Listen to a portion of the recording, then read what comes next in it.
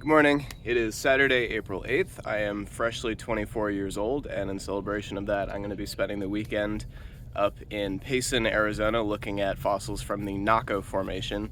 The Naco is one of the most accessible geological formations in Arizona, especially if you're an amateur fossil hunter, because it's exposed in road cuts all around the Mogollon Rim area, and it's mostly invertebrates that are found in those deposits. So those are all things that, as long as it's not on private property, you are allowed to collect and take home. So we're going to be looking at a couple of more established areas, the Indian Gardens paleo site, and then just stop at some road cuts and see what we can find. Stuck in a little bit of traffic, but the wildflowers are crazy this time of year. Might try to get a little bit more video, but it's all over. The lupines, the poppies, everything. And Steelers fans. Sweet.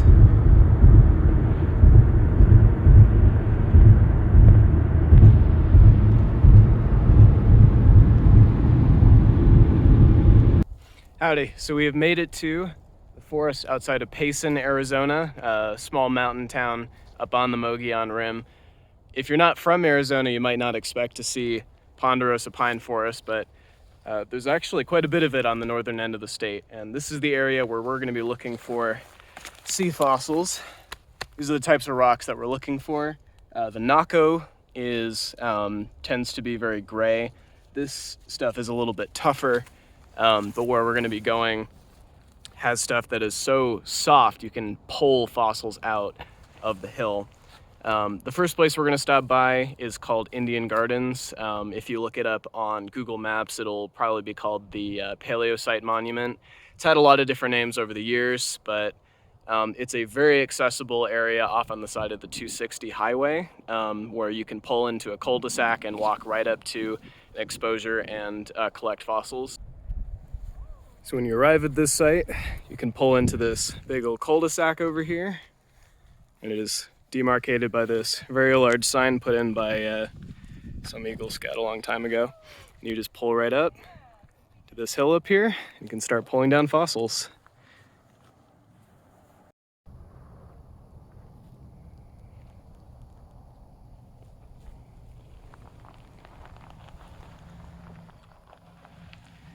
So here we are on the slopes formed by the Naco Formation. So all this crumbly stuff right here is the remains of an ancient seabed that was accumulating in northern Arizona over 300 million years ago. So everything you see today is stuff that predates the dinosaurs by quite a bit of time. And these were accumulating over very long periods of sediment accumulating at the bottom and burying all of the little creatures that would have lived in this environment. And while most of them are shelled creatures, they are actually not, by and large, bivalves. They are a different thing called brachiopods. I'm going to show you a couple examples of brachiopods. The most common brachiopod you find in the Naco by far is a genus and species called Composita subtilita. And as a matter of fact, there are numerous just in this shot that I'm going to point out. This is a big one right there. It's just a basic two-shelled organism. It is bivalved, but not a bivalve like modern clams, which is confusing, but that is the way it works. So we've got 1, 2, 3, let's see. So in just a couple minutes, you can accumulate a small pile of these critters. From kind of full-sized ones, you also find itty-bitty, teeny, focus, little shells. So they're here at all ages, all sizes. Some of them are fully three-dimensional. Some of them, like this, have been squished completely flat. So Composita is by far the most common thing, followed by Anthracospirifer, which is this guy right here. It's got a little bit more of a texture to it. The spiriferids are very common in Pennsylvanian rocks, which is what we're looking at here. You can see it's got lots of ribs on the outside, whereas the shell of Composita is smooth. And in more complete ones, you'll be able to see the sulcus, which is this big depression on one side. Shelled animals aren't the only thing that you find here. If you look closely, you can see little striations on the rock there that were formed by a colonial organism called bryozoa. And they would have lived kind of like a coral, where you have small polyps that live in little holes inside this broader fan-like structure. And these are filter feeders that are pulling small bits of nutrients out of this slow-moving shallow water. And because they're so small and fragile, and because these rocks are so loose, it can be a little difficult to get a good specimen of some of that more fragile stuff.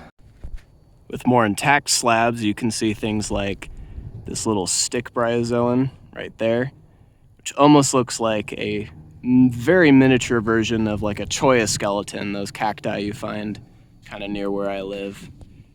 But on these slabs, you will just see dozens and dozens of microfossils of just little pieces of this community that was buried a very, very long time ago.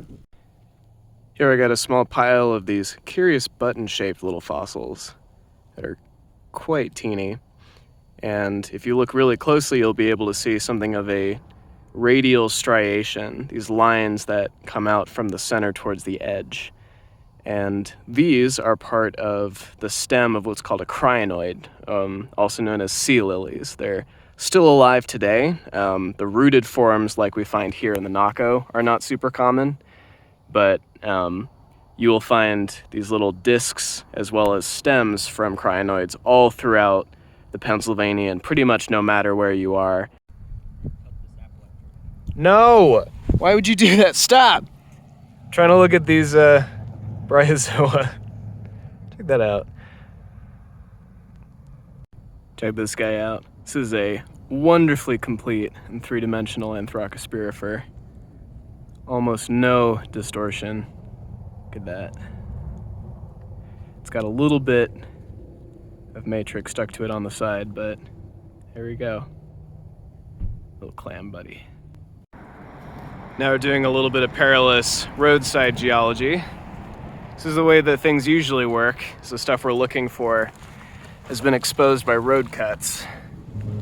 And that is the same case here. This is the same stuff that's at the Indian Garden site, just not quite as accessible. These are plates from an echinoderm. You may know echinoderms today as things like sea urchins.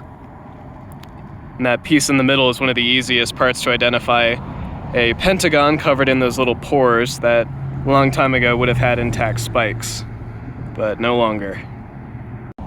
Little crinoid disc, but actually bigger than the ones at Indian Gardens, which probably reflects fewer people collecting here than over there.